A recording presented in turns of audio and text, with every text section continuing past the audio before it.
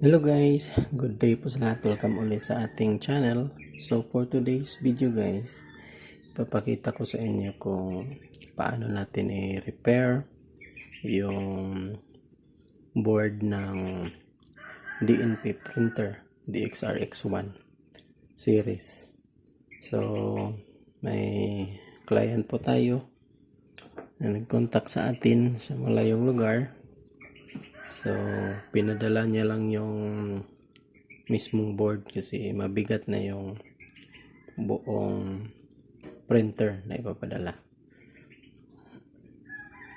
So, dumating na yung package. So, ito yung lalagyan niya, LVC.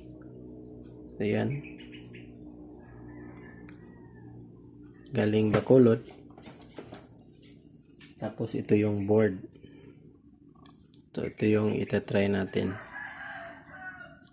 na ikabit dito sa printer ko. So, tinanggal ko na yung goods na board. So, ang problem nito guys is ayaw ma-detect. So, hindi ma-detect ng computer ang printer. So, ito yung isosolve natin. So, may-ari nito guys, may studio. So, ayan yung studio niya, Kalau Studio. So, wedding, debo, birthday, and events. So, i-contact nyo lang ito kung kayo ay taga Bacolod. So, simulan natin guys. Ito muna ikakabit natin doon para ma-test natin kung hindi pa talaga ma-detect sa computer ang printer. So, simulan natin.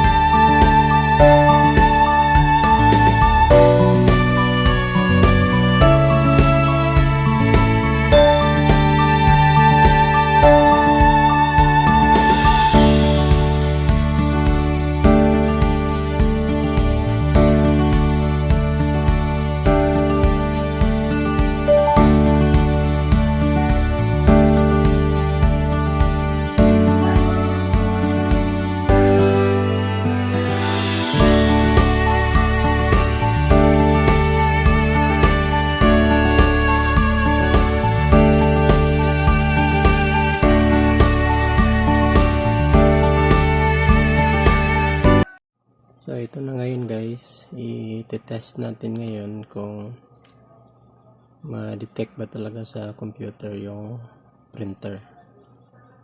So, panoorin nyo guys sa screen. Ayan, nakikita nyo dyan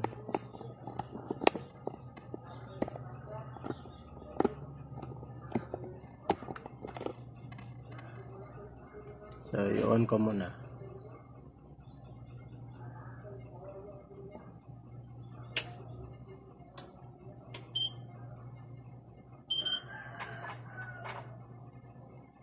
So, ayan guys, nakita nyo na hindi niya talaga na-detect. DSRX1, naka-hide siya. DSRX1 copy 1, so naka-hide pa rin. So, ang copy 2, naka-hide pa rin. So, dapat hindi naka-hide yan. So, hindi talaga niya na-detect ang printer. So, yan yung isa-solve natin. So, titest muna natin. So, since hindi na ayos yung board ni sir, so, nagkasundo kami guys na swapping na lang po yung gagawin namin. So, palit kami ng bagong na-repair ko na board ng DNP printer. So, ito yung original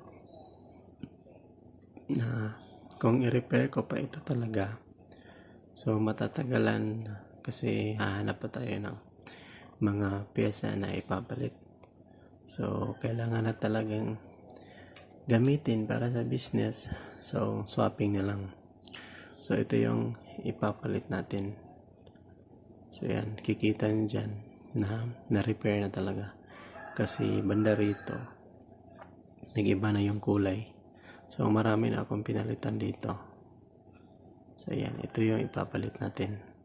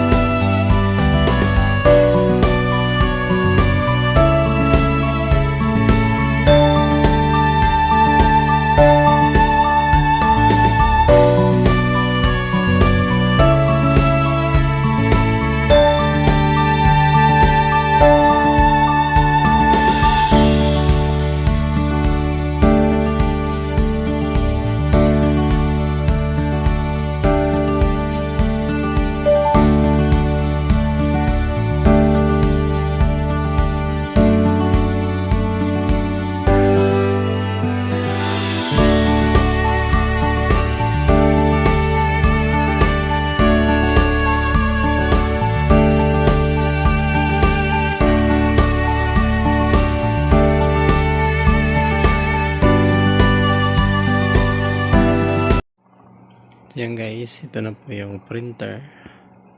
So, try po natin i-on ito para matry natin kung madidetect na talaga. Power on natin.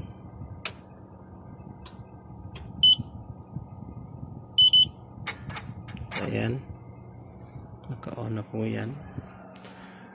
So tingnan natin sa screen, kita natin dito. So yung status niya is ready na po. Ayan, dati kasi naka-hide lang po yan, sa ngayon ready na po siya. So try tayo ngayong mag-print.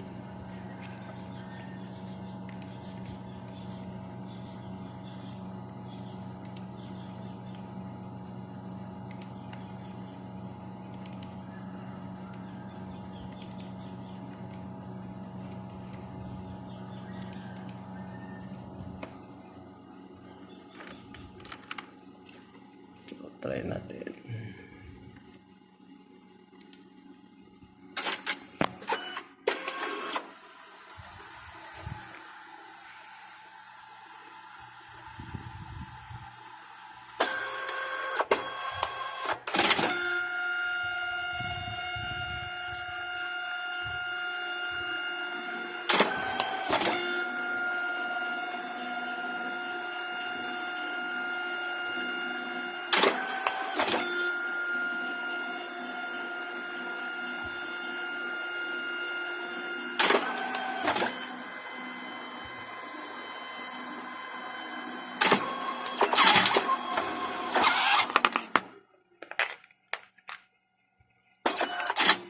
So yan, so nakita niyo ang result. Hindi maganda yung result kasi wala na akong papel at saka ribbon. So binalik ko lang. So yan, doble-doble na yan ang printing, kaya nag-iba yung kulay. So ginawa ko lang yan para matest ko kung functional na ba talaga yung printer or kaya yung board na pinalit ko. So, ganun lang guys ang pinakamadaling solusyon sa pag-repair ng printer natin. So, swapping lang tayo since wala pa tayong mga pyesa na ipapalit sa pag-troubleshoot ng board. So, swapping lang tayo. So, ganun lang guys. Maraming salamat sa panonood. Sana may natutunan kayo sa ginawa kong video. Hanggang sa muli. Maraming salamat. God bless po.